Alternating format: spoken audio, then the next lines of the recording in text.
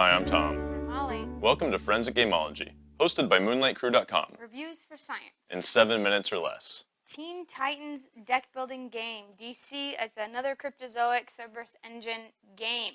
One thing I want to say that I really like about all these different Cerberus Engine games is they come with it's like a base game.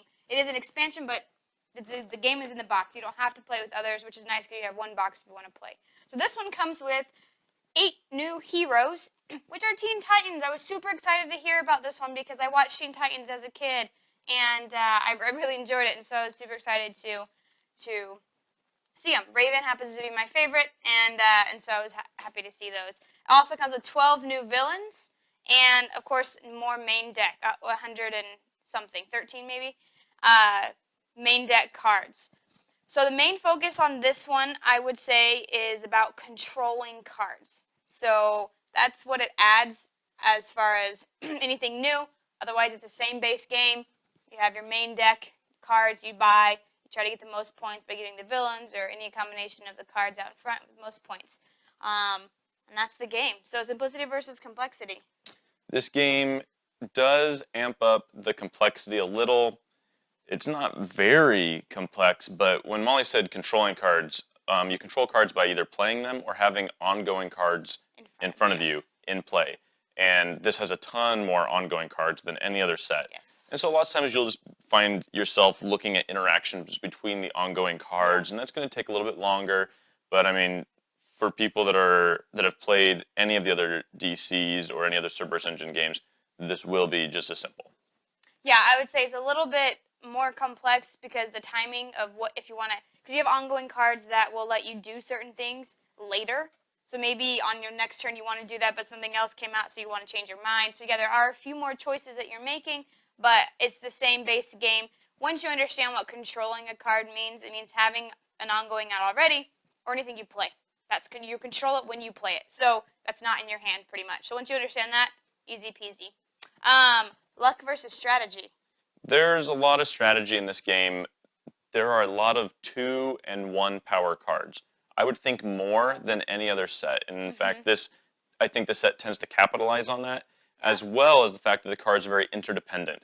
It will say if you have a hero, this card is worth 2, but otherwise it's not worth anything. Right. And there are plenty of those. Or this card is worth 2 plus 1 for every villain you have. And so getting a card synergy, very strategic. However, there's a lot of luck. Like any of the Cerberus Engine games, there's a lot of luck. And that really rears its lucky head when you sometimes will be playing, and I've played where I've only used my power 1 time. All game. I only used it once. Superhero. Because a lot of these powers reference controlling cards, specific types of cards. It says if you control 2 equipment, do something. If you control 2 superpowers, do something. Well, sometimes you're doing your very best to control enough equipment to make your power come together, and you're just like, boy, I only used my power once this game. So I mean, where it starts playing a little bit less like a variable player power game because of the luck. Yeah. But it's got the strategy that the others have, if that is of interest to you. Yeah, so I would say that it is strategic in what stringing of combination of cards you want to get if you can get your hands on them. So that's the luck. I also think if you play random superheroes, we tend to do that and not pick the ones. If you play random, that's also really lucky. These were not created equal by any chance. So you've got some, like Tom said, that are really hard to get, and then are chancy on both ends. If you get these things, then you can pull a card from your discard pile that's an equipment. So you have to have those 2 cards out. You have to have an equipment in your discard pile, and you have to have a discard pile. I mean, it's just so many things that have to happen in order for one of them to work, whereas others let you destroy a card almost every turn. And so yeah, some of these are game breaking. And Beast Boy, Tom destroyed me with Beast Boy once. You wouldn't have thought, but the power is amazing. Yeah, what does it say? It says, and I quote, once during each of your turns, you may discard a card. If you do, put a non-starter card with that card type and cost 6 or less from your discard pile into your hand.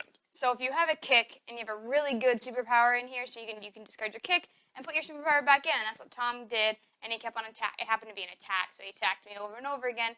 And so some of these are just really powerful and not as chancy, whereas some of them are chancy on both sides. So there's luck, and of course in any deck building, Cerberus Engine, you're going to have that element of luck. Fun versus boring. This game is super fun. We're a sucker for these DC games, especially well, yeah, these DC games that are in this superhero theme and Teen Titans. I was super excited about it, and so I really like it.